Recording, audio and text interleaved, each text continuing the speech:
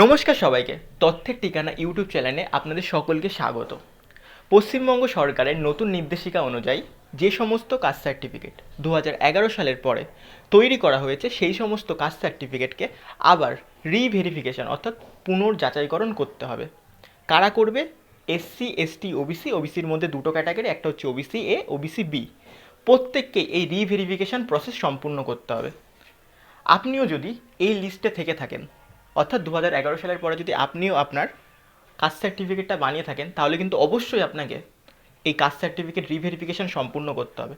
নয়তো আপনার যে কাস্ট সার্টিফিকেট আছে ওটাকে ইনভ্যালিড অর্থাৎ বাতিল করে দেওয়া হবে। আপনি কোনো সরকারি ক্ষেত্রে আর এই কাস্ট সার্টিফিকেটকে ব্যবহার করতে পারবে না।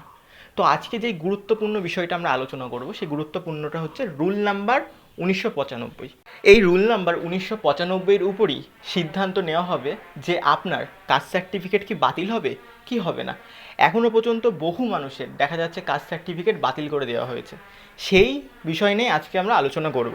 আপনারা এখন আপনাদের সামনে যেই নোটিশটা দেখতে পাচ্ছেন, সেই নোটিশটা government of West Bengal backward classes welfare department থেকে 14 জুলাই 2026 প্রকাশ করা হয়েছে। এখানে রুল নাম্বার 1995 সংক্ষেপে বলা রয়েছে এবং এখানে আরও কিছু বিস্তারিত ইম্পর্টেন্ট কিছু বলা রয়েছে, সেটা আমরা আলোচনা করছি। এটি হলো ওই নোটিশটির একটি অংশ এবং এখানে বলা রয়েছে যে এই কাস্ট সার্টিফিকেট রিভেরিফিকেশন করার সময় কাদের কাদের কাস্ট সার্টিফিকেট বাদ করা রয়েছে। তো প্রথমে বলা রয়েছে বিদেশ সরকার, যিনার এসসি কাস্ট সার্টিফিকেট বাদ করা হয়েছে। কোথা থেকে? বসিরহাট এসডিও থেকে। কবে বাদ করা হয়েছে? 16/6/2026 তারিখে। আরেকজন রয়েছে যার নাম হচ্ছে রঞ্জনা গুহা রয়। ইনার এসসি কাস্ট সার্টিফিকেট বাদ করা হয়েছে বসিরহাট এসডিও থেকে 16/6/2026-এ। প্রবীর কুমার দাস, ইনার এসসি কাস্ট সার্টিফিকেট বাদ করা হয়েছে। কবে বাদ করা হয়েছে? 29/6/2026। আরেকজন রয়েছে যিনি রয়েছেন বাবুল সরকার, যার ওবিসি কাস্ট সার্টিফিকেট বাদ করা হয়েছে। কোথা থেকে বাদ করা হয়েছে? রানাঘাট এসডিও থেকে। কবে বাদ করা হয়েছে? 25/6/2026। আপনিও এই রুল নাম্বার 1995 জেনে নিন, নয়তো কিন্তু আপনারও কাস্ট সার্টিফিকেট বাদ হতে চলেছে। এটি একটি এসডিও অফিসের নোটিশ এবং এই নোটিশে কী বলা আছে সেটাই দেখব। কাস্ট সার্টিফিকেট রিভেরিফিকেশনের সাথে এসসি এসটি রুল 1995-এর কী সম্পর্ক সেটা জেনে নিই চলুন।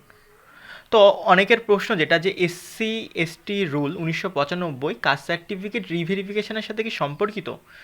তো এসসি এসটি অ্যাক্ট 1989 এর অধীনে এসসি এসটি রুল আর 1995 হচ্ছে সেই নিয়মবলী যার মাধ্যমে এসসি এসটি সম্প্রদায়ের উপর অত্যাচার, অধিকার, আইন সুরক্ষা, অভিযোগ গ্রহণ, তদন্ত, মামলা পরিচালনা, ক্ষতিপূরণ এবং পুনর্বাসনের ব্যবস্থা করতে হবে।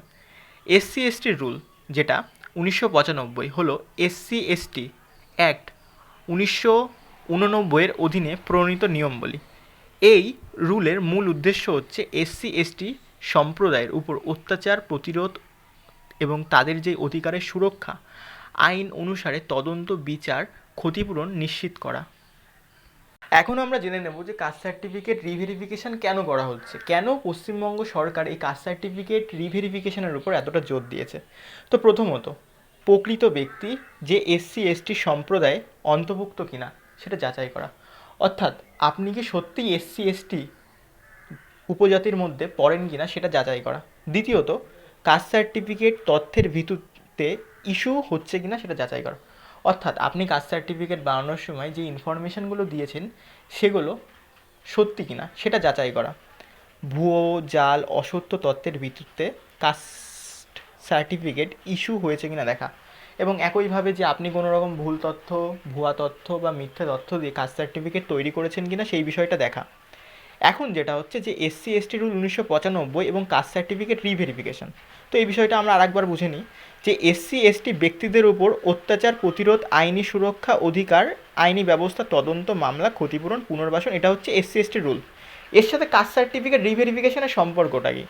তো কাস্ট সার্টিফিকেট রিভেরিফিকেশনের যে পার্ট নাম্বার 5 রয়েছে সেখানে বলা রয়েছে যে এই রুলেরই যে পার্ট নাম্বার 5 সেখানে বলা রয়েছে যে এই কাস্ট সার্টিফিকেট তৈরি করার সময় কোনো রকম মিথ্যা, ভুয়া তথ্য দিয়ে কি কাস্ট সার্টিফিকেট বানানো হয়েছে কিনা সেই বিষয়টা লক্ষ্য করা। অর্থাৎ এক কথায় বলতে গেলে এই 1 নাম্বার 1995-এর একটা পার্টে রয়েছে যে কোনো রকম মিথ্যা, ভুয়া তথ্য দিয়ে আপনি যদি আপনার কাস্ট সার্টিফিকেট তৈরি করে থাকেন তাহলে সেটাকে বাদ করে দেওয়া হবে, এবং আপনি কি সত্যিই ওই কাস্টের মধ্যে বিলং করেন কিনা সেই বিষয়টা নজরদারি করা। এমনই গুরুত্বপূর্ণ কিছু পয়েন্ট নিয়েই, কিছু ধারা নিয়েই এই রুল নাম্বার 1995, এবং এই রুল নাম্বার 1995-এর ভিত্তিতে এখনও পর্যন্ত অনেক মানুষের কাস্ট সার্টিফিকেটকে বাতিল করে দেওয়া হয়েছে।